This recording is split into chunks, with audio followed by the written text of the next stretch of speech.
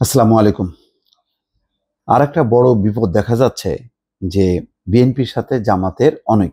কেন বললাম এই কথা? বলছি এই কারণে যে জামাতের নায়েবে আমির আজকেও বলেছেন যে জাতীয় নির্বাচনের আগে অবশ্যই স্থানীয় নির্বাচন দিতে হবে। যে স্থানীয় নির্বাচনের একেবারে ঘোর বিরোধী বিএনপি।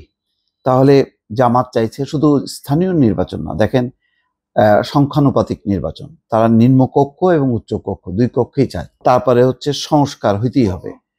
তো যাক, সংস্কারটা জটিল, কিন্তু এই যে স্থানীয় নির্বাচন, জাতীয় নির্বাচনের আগে তারা স্থানীয় নির্বাচন চাইছে, তাহলে আসলে সংলাপটা ঐকমত্য কমিশনের চেয়ে যদি বাইরে বিএনপি জামাত যদি সংলাপ করে এই বিষয়ে তারা যদি মীমাংসা করতে পারে, তাহলে কিন্তু ঐকমত্য কমিশনের কাজ সহজ হয়ে যাবে। এবং এই দুই দল যদি শুধু ঐকমত্য কমিশন না, সরকারকে যদি বলতে পারে যে আমরা এই বিষয়ে একমত হয়েছি, নির্বাচনের ডেট ডিক্লেয়ার করেন, তাহলে বহু খুচরা দলের জন্য কিন্তু সরকারকে আর অপেক্ষা করতে হবে। আর তা নইলে কিন্তু এই অপেক্ষা এবং এই দীর্ঘসূত্রতা নির্বাচনকে গভীর অনিশ্চয়তার দিকে ঠেলে দেবে, এটা একেবারে নিশ্চিত। সুতরাং আমি মনে করি ঐকমত্য কমিশনের সমঝোতার চেয়ে বিএনপি এবং জামাতের মধ্যে সমঝোতা হওয়াটা খুবই জরুরি।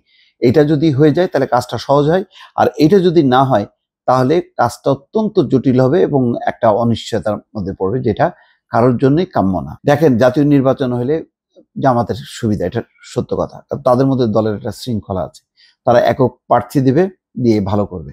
কিন্তু বিএনপির অবস্থাটা চিন্তা করেন, লোকাল লেভেলে যদি মানে চেয়ারম্যান মেম্বার ইলেকশন বা পৌরসভার মেয়র যে পর্যায়ে হোক না কেন, তাদের যে পরিমাণ প্রার্থী, যে পরিমাণ তাদের মধ্যে একটা হানাহানি রূপ নেবে, এইটা সামাল দেওয়ার মতন অবস্থা মানে বিএনপির এখন নেই। এমনিতেই তাদের দলীয় কোন্দলে নানা রকম হানাহানি চলছে, তার মধ্যে যদি এটা চলে তাহলে এটা কিভাবে সম্ভব হবে?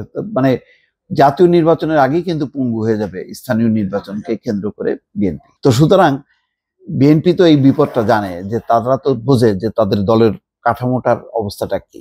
যেখানে জামাত এই স্থানীয় নির্বাচনে সুবিধা পাবে, যেটা আবার জাতীয় নির্বাচনে কিন্তু আবার জামাত সুবিধা পাবে না। জাতীয় নির্বাচনে বিএনপি এককভাবে তারা আধিপত্য বিস্তার করবে। তো সুতরাং জামাত বোঝে বলেই কিন্তু তারা স্থানীয় নির্বাচনটা চায়, যে স্থানীয় নির্বাচনে তারা যদি নির্বাচিত বহু চেয়ারম্যান মেম্বার বা নির্বাচিত প্রতিনিধি হয়ে একটা ভিত্তি দাঁড়াবে, সেই ভিত্তির উপর দাঁড়িয়ে তারা জাতীয় নির্বাচনে ভালো ফল পাবে। তো এটা হলো জামাতের হিসাব। বিএনপির হিসাব উল্টা। বিএনপি হিসাব মনে করে জাতীয় নির্বাচনের আগে যদি স্থানীয় নির্বাচন হয় তাহলে একদম তছনছ অবস্থা হবে। আর সবচেয়ে বড় কথা হলো, তাহলে জাতীয় নির্বাচন হয়তো পিছিয়ে যেতে পারে, যে কারণ আইন শৃঙ্খলা পরিস্থিতি যা হবে তাতে আর জাতীয় নির্বাচনের ব্যাপারে সরকার তখন আরো ভয় পেয়ে যাবে, ফলে সেটা পিছিয়ে দিতে পারে। এবং ইতিমধ্যেই কিন্তু জামাত বলছে যে আসলে জাতীয় নির্বাচনের আগে টেস্ট করা দরকার, যে লোকাল নির্বাচন তারা ভালোভাবে দিতে পারবে কিনা। কিন্তু এটা তো বাস্তবতা, এটা পারবে না। থানা, পুলিশ, প্রশাসন এখন যেভাবে নতজানু বিভিন্ন শক্তির কাছে, তিনটা চারটা শক্তি, একটা হলো বিএনপি একটা শক্তি, আরেকটা শক্তি হলো জামাত, আরেকটা হচ্ছে এনসিপি। এরকম তিন চার মুখী শক্তি। প্রশাসন তো একটা মানে নাভিশ্বাস অবস্থা হবে এতগুলো শক্তিকে ম্যানেজ করা। তো সুতরাং এখন সকল শক্তি একত্রিত করে কোন রকম একটা জাতীয় নির্বাচন করে একটা জবাবদিহিমূলক পার্লামেন্ট যদি করা যায়, তাহলেই রক্ষা। এছাড়া দেখেন, কখনো কোনো ইন্টারিম গভর্নমেন্ট ক্ষমতায় এসে বা প্রতিষ্ঠিত হবার পর তারা কিন্তু জাতীয় নির্বাচন দেয়, স্থানীয় নির্বাচন দেয় না, তারা জাতীয় নির্বাচন দেয়। যদি সেই শাহাবুদ্দিন সরকার থেকে শুরু করে অন্যান্য কেয়ারটেকার সরকার, সবাই কিন্তু জাতীয় নির্বাচন করে, আর লোকাল নির্বাচন করে হচ্ছে দলীয় সরকার। এটা হয়তো বলা যেতে পারে এখন মানে দলীয় সরকার অধীনে নির্বাচন নিরপেক্ষ হয় না, কিন্তু সেটা তো বিতর্ক অন্য। কিন্তু এখন স্থানীয় নির্বাচনের মধ্যে যদি অন্তর্বর্তী সরকারকে ঢুকানো হয়, এইটা একটা বড় রকম একটা বিশৃঙ্খলা হবে।